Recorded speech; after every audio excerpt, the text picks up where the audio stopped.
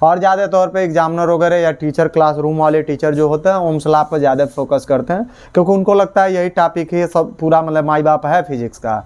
ठीक है, तो ऐसा भूल रखिए। ठीक है, बहुत सारे इसमें क्वेश्चन होते हैं, बहुत कंपल्सरी क्वेश्चन होते हैं, न्यूमेरिकल होते हैं, वह भी पूछता है, वह भी अंग है। एक क्वेश्चन से आपका पूरा फिजिक्स सॉल्व नहीं होता है। ठीक है, तो ज़्यादा गेयर ना लीजिएगा। ठीक है, और देखते हैं, कोशिश करते हैं कि आपको समझ में आएगी तो अगली वीडियो देखिएगा। हमें लाइक नहीं कहना है कि आपको मुझे लाइक देना है, ऐसी कोई बात नहीं है। ठीक है, समझ में आएगी तो ही तो देंगे। देखिए क्या है, लपेटे में ले लेते हैं हम। ओम्स लॉ है, इसके बारे में पढ़ना है।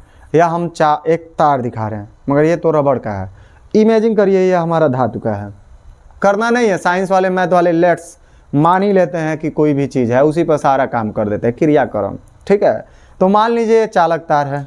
इस चालक तार की आपको भौतिक जो अवस्था है, फिजिकल स्टेट, जैसे फिजिकल स्टेट में क्या होगा, इसका लंबाई हो जाएगा, इसका टाप हो जाएगा, इस पर कितना प्रेशर लगा रहे हैं ये हो जाएगा। मतलब भौतिक अवस्था में विशेषता ताप, दाब, लंबाई आते हैं। मैंने टेम्परेचर कितना है, इसका लंबाई कितना है, और इस पर प्रेशर कितना लग रहा है। इसमें कोई आप चेंजिंग ना करिए, मतलब ताप, दाब, लंबाई में कोई चेंजिंग नहीं करेंगे, तो इसमें आप धारा जरूर प्रवाहित करेंगे, तभी तो आप ये मेटल है। मेटल का मतलब होता है धारा का प्रवाह होगा। तो धारा जब प्रवाहित करेंगे तो इसके सिरों पर जो विभवांतर लगा रहे हैं, इसमें कितना धारा प्रवाहित कर रहे थे, उसी का अनुक्रमानुपाती हो जाता है, या उनका अनुपात वैद्युत प्रतिरोध कहलाता है। वही तो है, मैंने कहा प्रतिरोध आई तो ओम्स लॉ आ जाएगी। तो हम सरल तरीके से कैसे कहेंगे यही कि कोई चालक तार है, जैसे मान लीजिए ये है।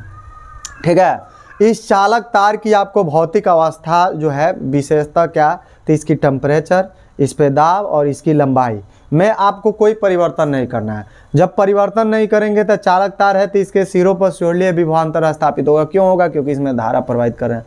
तो इसके सिरों पर जो विभवांतर स्थापित हो रहा है, इसमें कितना धारा प्रवाहित हो रहा है, इन्हीं का अनुपात जो है इलेक्ट्रिक प्रतिरोध, इलेक्ट्रिक रेजिस्टेंस कहलाता है, या इनका अनुपात एक नियतांक होता है, इंटर में कहते हैं। इसलिए इंटरमीडिएट में नाम लिए हैं, क्योंकि उसमें ओम्स लॉ का प्रूफ है। तो यही थ्योरम लिखा जाता है कि इनका अनुपात एक नियतांक है। मगर हाई स्कूल में जब पढ़ते हैं तो उनमें उनके सिरों पर जो विभवांतर है, उसमें प्रवाहित धारा के अनुक्रमानुपाती होते हैं, ये लिखते हैं। ठीक है, तो चलिए नियम लिखते हैं, नियम लिख कर ही समझा देते हैं। लिखेंगे, इस नियम के अनुसार,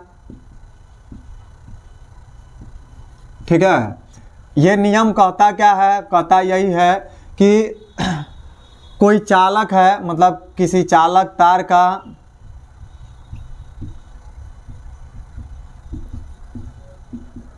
भौतिक अवस्था,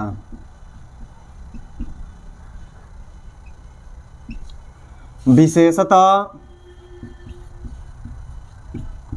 ताप, इस भौतिक अवस्था में क्या आएंगे, तो विशेषता आ जाएंगे, सामान्यतः ताप, और क्या आएगा, दाब तथा लंबाई। ये सब फिजिकल स्टेट होते हैं।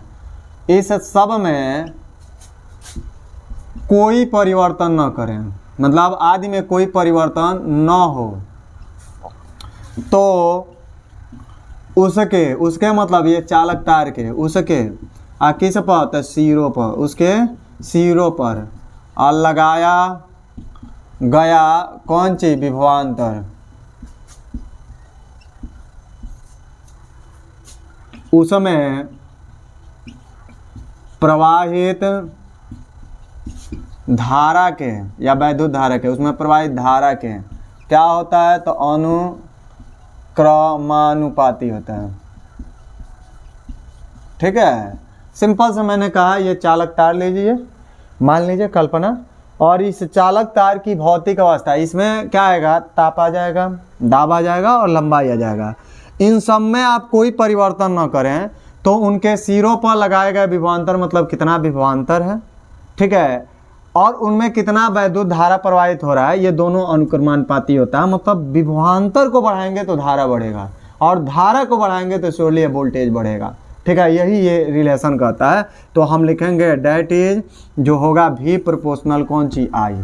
इसको हटाते हैं तो कोई ना कोई हम नियतांक लिखते हैं, हम कांस्टेंट यहाँ पुट कर दिए, आई इंटू आई। इस कांस्टेंट के जगह पर हम आर लिखते हैं और इंटू आई। यही है आपका ओम्स लॉ।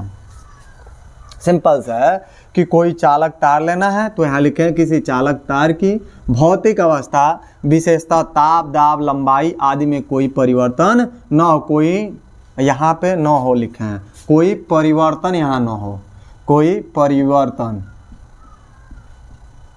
न हो, तो यहाँ डाल दे रहे हैं न हो, तो उसके सिरों पर लगाया गया विभवांतर उसमें प्रवाहित धारा के क्या होता है, अनुक्रमानुपाती होता है। लिखने में थोड़ी सी वहाँ मिस हो गई थी, छूट गई थी, ठीक है।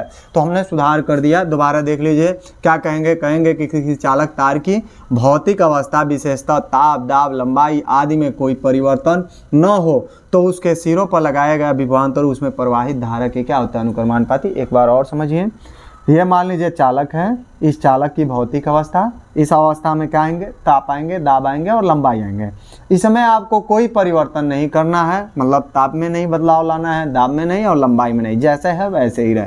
तो उसमें जब धारा प्रवाहित करेंगे तो सोचिए कि उसके सिरों पर विभवांतर लगेगा, तो उसके सिरों पर लगा कितना विभवांतर लगा है उसमें प्रवाहित धारा के क्या होगा, अनुक्रमानुपाती होता है, ठीक है। उम्मीद करते हैं समझ में आई होगी। नेक्स्ट वीडियो के लिए वेट करिए, ठीक है। अगले दिन फिर मिलते हैं, ठीक है। समझ में आएगी तो ही आप देखिएगा, नहीं आएगी तो आपको देखने की ज़रूरत नहीं है, समय वेस्ट नहीं करना है, ठीक है। क्योंकि आपका पेपर भी सिर पे होता है और उधर क्लास का भी टेंशन और अदर भी तैयारी होता है, तो समझ में आएगी तो ही नेक्स्ट देखिएगा, नहीं तो कोई दिक्कत नहीं है, ठीक है।